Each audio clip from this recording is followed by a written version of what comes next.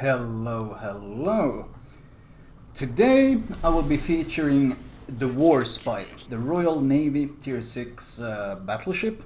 And considering I just featured the Bayern, this is pretty much a pretty logical follow-up, since the Warspite is very similar to the Bayern, but it does have some differences. The most obvious one is that the guns, they are more accurate. They have better penetration, or well, it's more the fact that you have more plunging fire, which means it's more consistent penetration.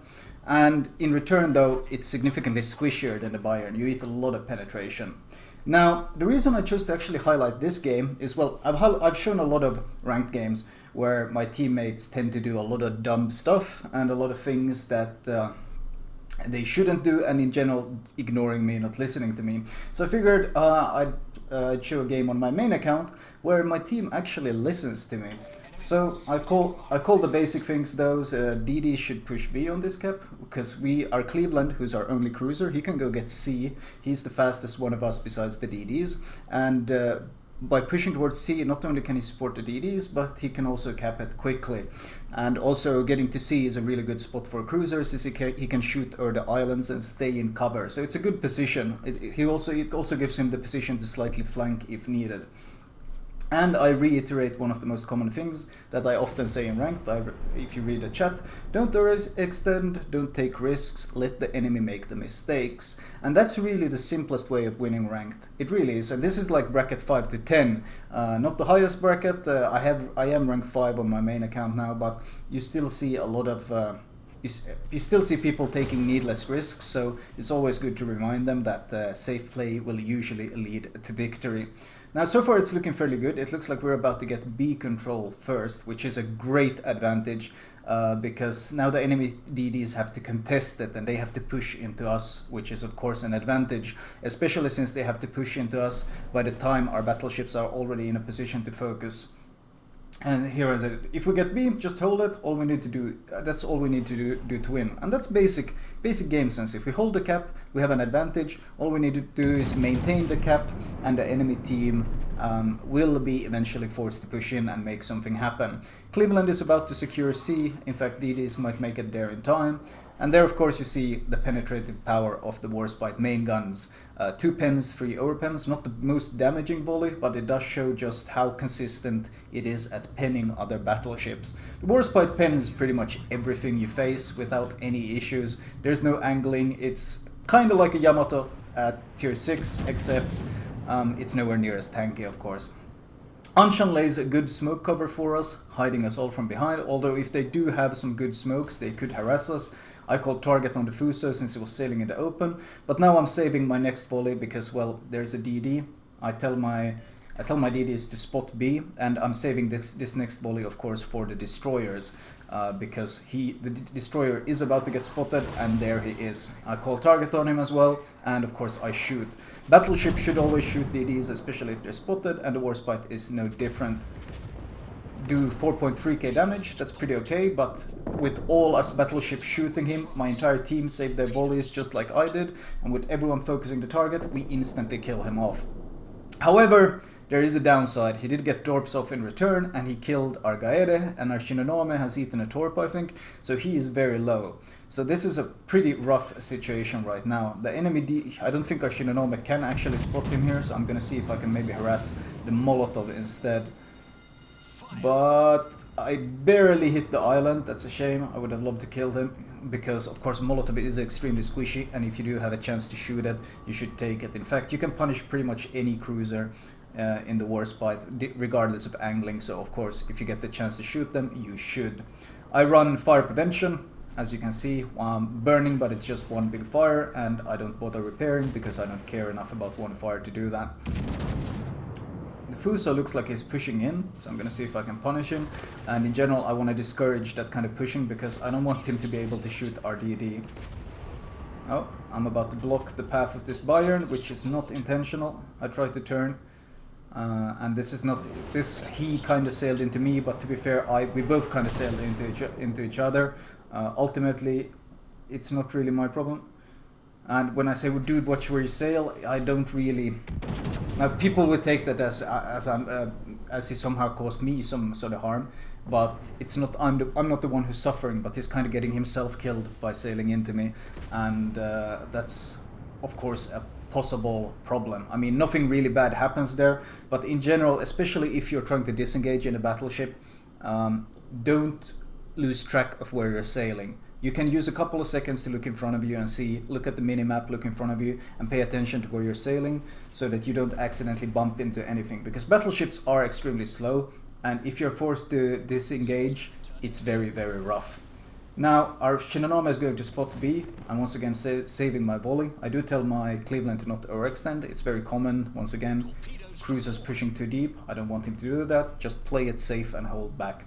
And now I'm waiting, I'm trying to get close so I can shoot the DD when he's spotted, because our Shinonome is very, very low HP, whereas their DD is probably full HP. At least I don't think there is. And I instantly call target, and our Shinonome, we need to kill their Shinonome before they kill ours. Or if they kill ours, we need to trade at least the kill. And all our battleships once again punish him.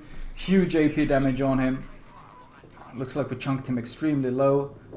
Our DD does die, but because we are close enough, we are able to spot. I don't know if it's me or the Cleveland who's spotting him, and the Cleveland from the flanking position manages to secure the kill. So this is fantastic, because now they no longer have a DD advantage. So we are pretty much on even footing. Well, we're not really on even footing considering they have a cap advantage, but we have one additional ship. So I tell my team, now we can move together into B. And we actually can't make this a slow move. We need to push into B fairly quickly, because these points will add up, and I'm already telling my battleships to start moving into B. Because, well, these tier 6 battleships are extremely slow, so you need to preemptively, you need to prepare your tactics well in advance, and you need to start executing them right away. You can't really drag your feet because the ships are so very slow. So I turn my ship around because I want to push in through this gap, and I want to get into B as soon as possible. Pinging the Cleveland to be careful. Okay, and it looks like the Warspites and the New Mexico are trying to rush our Cleveland, trying to force him out of that position, or trying to get him killed. So yeah, I tell my team, rush B now, or push B now. They are rushing our Cleveland. We need to help him out, because our cruiser, the position he used to kill the DD was good, but the enemy team is now trying to kill him, and he's being forced to push into B. And if he's alone in B and we don't back him up, he's going to guarantee die. So we have to push in and help him. We need to bail out our Cleveland from the bad position he's ended up in. And luckily, I think most of my teammates are listening to me, and you can see the battleships are pushing in behind me. So we should be able to stop these guys from chasing. You can see the Warspite is already slowing down. I give broadside here. I know I'm going to eat a lot of damage, but that's okay, because instead of them being able to chase my Cleveland, they are instead forced to shoot me, and they have to stop chasing him. So I traded some of my own health just to stop them from boxing in our Cleveland. And if he just chills where he is right now, they will have a hard time reaching him. I also make sure I sail into B, so that I'm contesting the cap. That way they stop gaining points. They have a 60-point lead, but at this point they are in a rough position, because they have to push into us. That's the situation they are in. They need to prevent this cap somehow, and the more of our ships get into the cap, the more people we have potentially taking it. And this Warspite, because my team actually listened and all pushed together, this Warspite is eating a ton of focused fire from all of us. So you see, all battleships actually listened to me when I told them to push. This is extremely rare, but they all listen and they're all pushing in together, and this massive focused fire is really wrecking the Warspite and forcing him back. And now we have multiple ships in the cap, which means not only do we cap it very quickly, they have to hit all of us to reset the cap. And they are forced to push in. If they just try to sit where they are, well, they will get overwhelmed, or they will lose the cap. Ultimately, they are in a losing position, so they have to try to reset this cap somehow. The Molotov tries to push in, and of course, if a squishy ship like a Molotov has to be forced to take part in direct combat instead of hiding behind islands, he will explode very quickly, and you can see how many people are focusing him, and he gets killed very, very quickly. And at this point, well, the New Mexico is kind of in cover, as is the Warspite, but this Fuso is in the open. So obviously, that's going to be my main target. Now, they want to report the Molotov, and I don't really understand why, because, well, he had to do something. He had to try to shoot us. He can't just sit behind the island forever. That was guaranteed. That was a guaranteed loss. If he tried to sit behind the island forever, it was almost 100% certain going to be a loss. And the Fuso says suicide rushing when we were winning. And at this point, even my teammates are confused. Winning.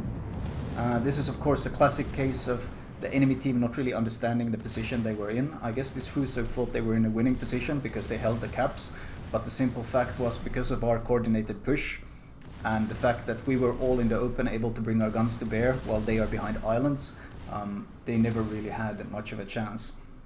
I tell them straight up they had terrible positions, so this really, as soon as my team decided to listen to me on all the things I said and do, especially on the push, this turned out to be one of the smoothest ranked victories I've actually enjoyed. And New Mexico tries to push in, but once again here's the issue. We already have the cap now, and you can see how many guns we can bring to bear on this Fuso. The Warspite can't shoot anyone because he's forced to retreat. The New Mexico has to push in to try to get something done, but in return he has to give broadside to multiple targets. Just a horrible position to be in for them.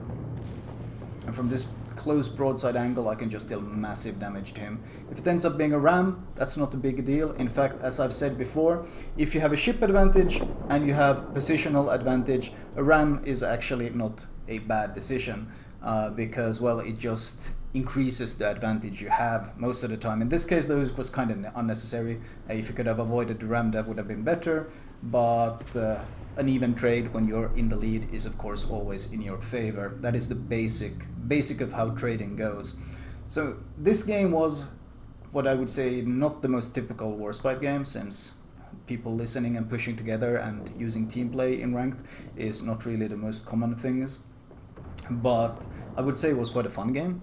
Also, it also shows the Warspites both the weaknesses of how much damage you can eat from pens, but also the strengths, of course. These guns are very reliable, very strong. You saw both the times I shot the DDs, I landed multiple shells because the accuracy is so damn good, and this combination with all the other battleships shooting him, of course, as well, led to getting the kills. And I finish off the last target, and with that we secure the win in this game.